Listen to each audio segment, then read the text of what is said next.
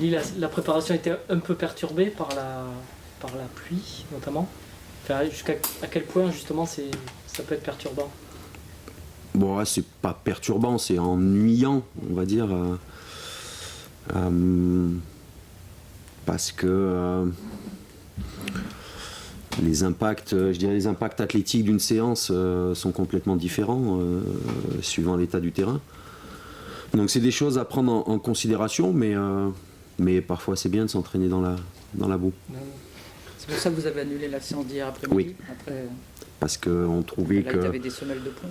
Que les jambes allaient être assez lourdes comme ça, et ça servait à rien d'en faire plus, surtout qu'on travaille déjà beaucoup depuis plusieurs semaines. Et voilà, on ne voulait pas non plus risquer des blessures. Le match du week-end dernier a montré une belle maîtrise quand même de votre équipe. Manque le petit truc, être tueur dans la surface aujourd'hui. Oui. Oui, parce que des occasions on en a eu. Ça montre surtout qu'on est dans le vrai au niveau du travail.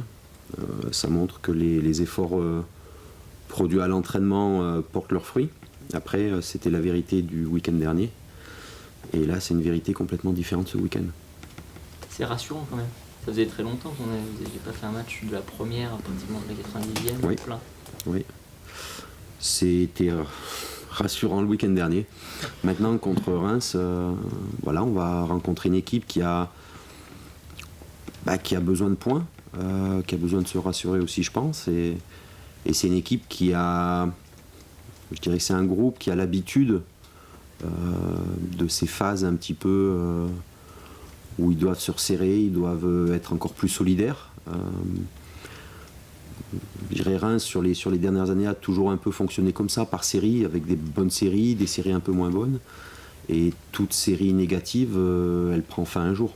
Donc on espère que ça ne sera pas samedi. Et Bordeaux n'a jamais battu Reims depuis la remontée de Reims en Ligue 1 et n'a jamais marqué un seul but. C'est une statistique. Je remplace Thierry aujourd'hui. C'est moi qui remplace Thierry. Les stats de Thierry non, mais ça, qui disait qu'on était l'équipe qui centrait le moins. En avoir fait 40 en première mi-temps en Rennes, c'était pour lui faire plaisir. C'est ça. On s'y a bien pensé. La causerie. C'était fait exprès. Mais là, ça, vous le saviez? Pardon? Vous le saviez, non. cette stat Non, parce que Reims avait une équipe différente les dernières, Bordeaux a une équipe différente les dernières. Les contextes, les environnements sont toujours différents. Après, en même temps, il y a on pas peut toujours dire, des années de. Voilà, on peut toujours dire, ouais. Mais même pas un but, jamais. C'est. Et toujours des gardiens qui ressortent. Comme on dit, les séries, toutes les séries ont une fin. Mais là, le gardien est presque toujours le même et il a toujours sorti des matchs exceptionnels. J'espère que... Mais après, d'un côté, j'espère qu'il sera exceptionnel, parce que ça voudra dire qu'on aura fait aussi le job, quelque part. Vous disiez, c'est remis en question, ça veut dire que même cette série de matchs sans défaite, le bon match à Rennes, ça vous a pas donné des certitudes?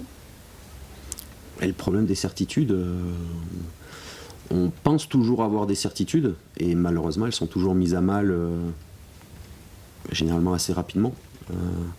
Donc ça appartient aux joueurs, surtout de conserver l'état d'esprit.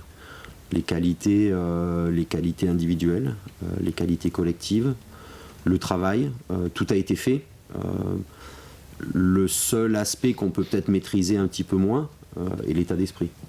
L'état d'esprit individuel qui fait l'état d'esprit collectif. On rentre aussi dans une phase où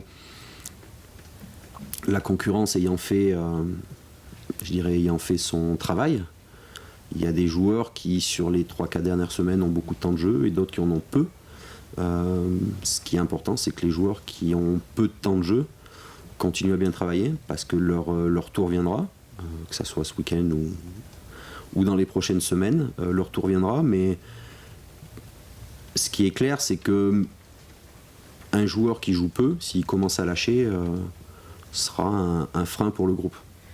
Justement, comment trouver l'équilibre entre la nécessaire continuité, puisque ça fonctionne bien, et réussir à concerner ces joueurs qui jouent moins, c'est ça la difficulté. Le degré de performance, tout simplement.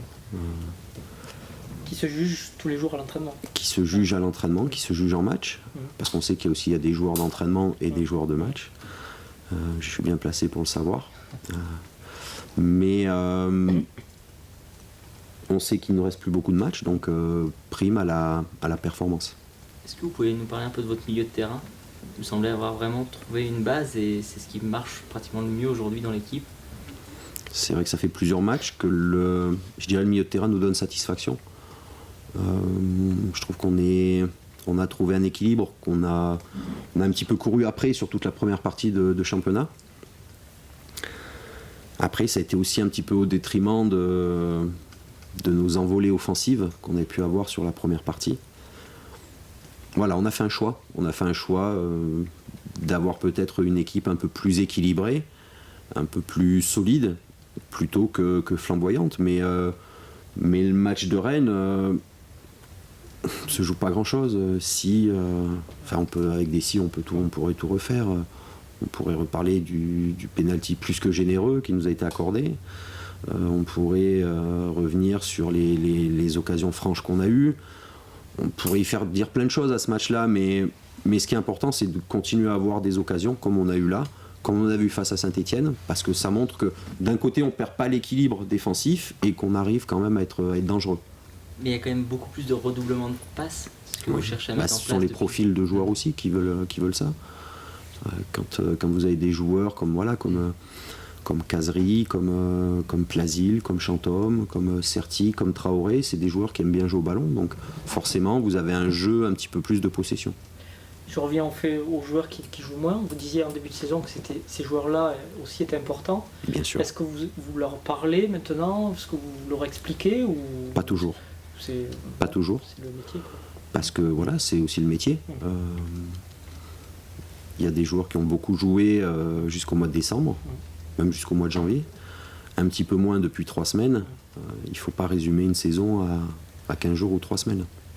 Mais il y a le risque qu'ils ne comprennent pas, c'est ça que je voulais dire. Je ne sais pas comment il faut leur expliquer alors. Non, mais ça veut dire que vous leur avez expliqué. On a eu une discussion en commun, tous ensemble, où le message est clair notamment depuis le retour des internationaux, où c'est simplement le meilleur qui jouera, il faudra gagner sa place. C'est le cas de Poko, qui semble s'épanouir avec la concurrence. C'est l'impression qu'il donne. Ça l'a boosté. Après, c'est aussi on parle d'équilibre.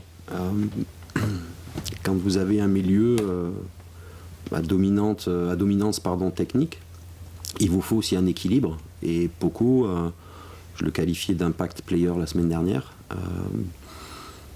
c'est un équilibre.